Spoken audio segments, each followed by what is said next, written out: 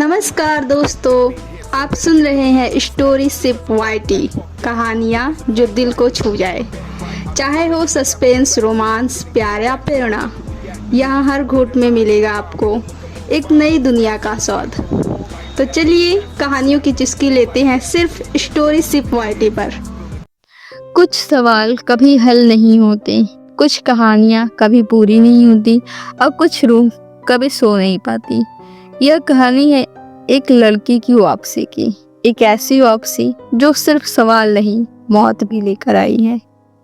आरोही एक तेज तर्रार पत्रकार थी।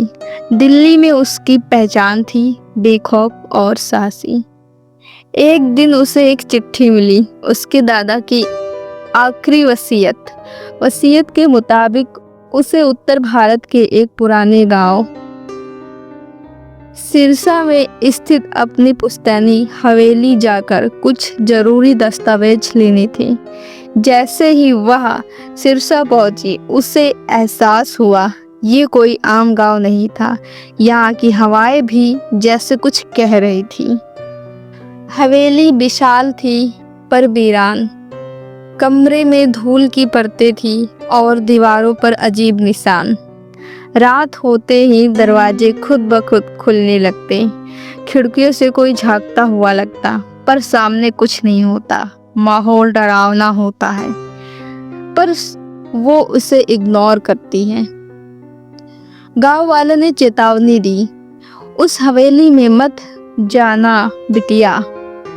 वो जगह अब सिर्फ ईंट पत्थर नहीं, वहाँ किसी की आहट रहती है। लेकिन आरोही ने नहीं माना और बोली, डर जैसी कोई चीज नहीं होती। एक दिन हवेली की अटारी में आरोही को एक डायरी मिली। आरोही पढ़ने लगी। रेवती 1978। डायरी में अजीब अजीब बातें लिखी हैं। माँ कहती है मैं रात में चलती हूँ बिना होश के, लेकिन मुझे सब याद रहता है। मुझे नींद में कोई पुकारता है मेरे कमरे से बाहर कुएं की ओर। डायरी पढ़ते पढ़ते आरोही कांप उठी। हर पन्ने के साथ लग रहा था ये सिर्फ किसी और की कहानी नहीं, ये कहानी उससे अपनी ही लग रही थी। आरोही ने गांव के एक बुजुर्ग राम किशोर से बात की। वो धीमी आवाज में बोले, रेवती बहुत सुंदर थी, पढ़ने में तेज, लेकिन उसकी किस्मत बुरी थी। एक रात वह हवेली से गायब हो गई। लोगों ने कहा वो भाग गई, पर कुछ ने सुना था चीखे बहुत तेज उसी कुएं के पास। कुएं के पास आज भी घास नहीं उगती थी, जैसे जमीन ने कोई गुनाह छिपा रखा हो। रातें अब डरावनी होती जा रही थी। आरोही को बार बार अजीब सपने आते हैं। कुएं की आवाज़ें, सफ़ेद लिबास वाली लड़की जो हूबहू उसी जैसी दिखती। वह सोचने लगती है कहीं ये सिर्फ कहानी नहीं, या वो खुद को ही देख रही है, कहीं मैं ही नहीं। 10 जून 1978। उन्होंने मुझे कुएं में धकेला। मैं मरी नहीं, मार दी गई थी। अगर कोई ये पढ़ रहा है तो जान ले, मैं लौटूंगी। मैं हूँ आरोही, मैं ही हूँ आरोही। आरोही के हाथ से डायरी गिर पड़ी। आरोही कांप उठती है। क्या वह रेवती का पुनर्जन्म है? आरोही को मंदिर के पुजारी मिले। उन्होंने उसकी हथेली देखकर कहा, बिटिया तू 2 बार जन्मी है, तेरी आत्मा अधूरी कहानी लेकर लौटी है। वह समझ गई ये सिर्फ पत्रकार नहीं, वह खुद रेवती थी। आरोही ने डायरी, साक्ष्य और पुजारी का बयान गांव वालों के सामने रखा।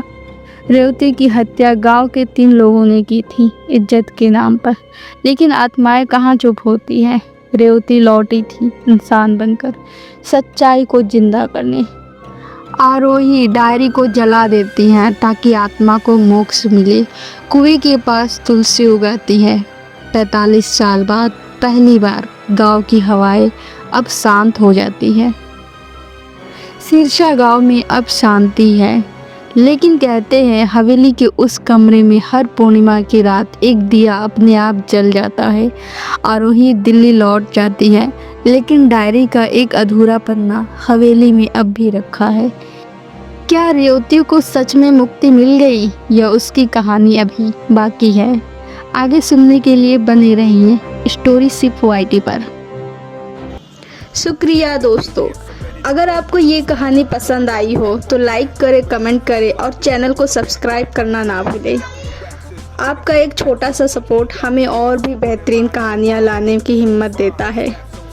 स्टोरी सिप YT पर हर हफ्ते सुनिए नई कहानियाँ। धन्यवाद। Story sip YT।